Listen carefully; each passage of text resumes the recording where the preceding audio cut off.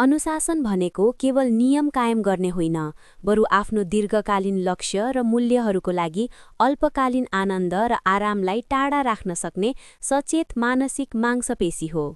यो एक यस्तो कौशल हो जसले तपाईलाई भावनाहरू, आलस्य र बाह्य वातावरणबाट मुक्त गराएर तपाईको चाहनाको व्यक्ति बन्न स्वतन्त्रता प्रदान गर्दछ।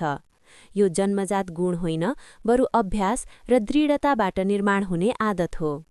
यसको निर्माण सानो, अविचलित सुरुवातबाट हुन्छ। अनुशासनलाई एउटा विशाल भवनको रूपमा नसोची एउटा इँटा राख्ने प्रक्रिया मान्नुहोस्। केही पनि नगर्नुभन्दा एउटा सानो, निश्चित काम नियमित रूपमा गर्नुहोस्। उदाहरणको लागि, प्रत्येक बिहान 6:30 बजे उठ्ने, दिनको 20 मिनट पढ्ने वा राति 10 बजे मोबाइल बन्द गर्ने। सानो जितहरूले मानसिक मांसपेशी मजबुत बनाउँछन् र ठूलो परिवर्तनको लागि गति सिर्जना गर्छन्। केवल 21 दिनसम्म लगातार गर्न खोज्नुहोस्। यो समय नयाँ तन्त्रिका मार्ग अर्थात् न्यूरल पाथवे बनाउन प्रारम्भिक आधार हो। यसपछि किनलाई अडानसाथ जोड्नुहोस्। अनुशासन बनाउनु भनेको दमन गर्नु होइन, बरु आफ्नो उद्देश्यसँग जोडिनु हो। तपाईले यो अनुशासन किन चाहनुहुन्छ? त्यो गहिरो कारण, डीप वाइ, लेख्नुहोस्।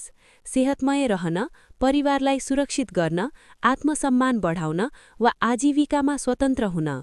जब कुनै काम गर्न मन नलाग्दा यही किनलाई दोहोर्याउनुहोस्। यो भावनात्मक इन्धनले इच्छाशक्तिलाई टिकाउँछ।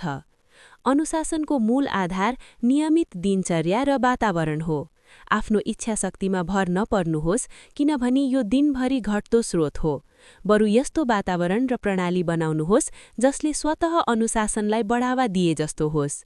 उदाहरणको लागि, व्यायाम गर्नुभयो भने तपाईको खेलकुद लुगा निधार्नुहोस्। मोबाइललाई अर्को कोठामा राख्नुहोस्। अस्वस्थिकर खाना घरमा नल्याउनुहोस्। इच्छाशक्ति आवश्यकता नपर्ने वातावरण बनाउनुहोस्। साथै टालमटोललाई प्रबन्धन गर्ने तरिका सिक्नुहोस्। टालमटोल अनुशासनको सबैभन्दा ठूलो शत्रु हो। यसलाई हराउन 2 मिनेटको नियम अपनाउनुहोस्। यदि काम 2 मिनेट वा कम समयमा गर्न सकिन्छ भने अहिले नै गर्नुहोस्। ठूला कामहरूको लागि तिनलाई 25 मिनेटका खण्डहरूमा बाडेर पोमोडोरो टेक्निक प्रयोग गर्नुहोस्। सुरु गर्नु मात्र महत्त्वपूर्ण हो। काम सुरु गरेपछि गति स्वतः नै बन्छ। आफूलाई ट्र्याक गर्नुहोस् र पुरस्कृत गर्नुहोस्। एउटा बानी ट्र्याकर, व्हाट्सएप, नोटबुक वा एपमा आफ्नो प्रगति नोट गर्नुहोस्। देखिएको प्रगतिले मोटिभेसन बढाउँछ। साथै आफूलाई सानो पुरस्कार दिनुहोस्। 1 हप्ता सफल भएपछि आफ्नो मनपर्ने खाना खानु। 1 महिना पूरा भएपछि एउटा चलचित्र हेर्नु। तर सावधान, पुरस्कारले तपाईको मूल लक्ष्यलाई कमजोर नबनोस्, जस्तो वजन घटाएपछि फास्ट फूड खानु। अन्त्यमा दयालुतापूर्वक दृढ रहनुहोस्। अनुशासन भनेको कठोर हुनु होइन, आफूप्रति प्रतिबद्ध रहनु हो।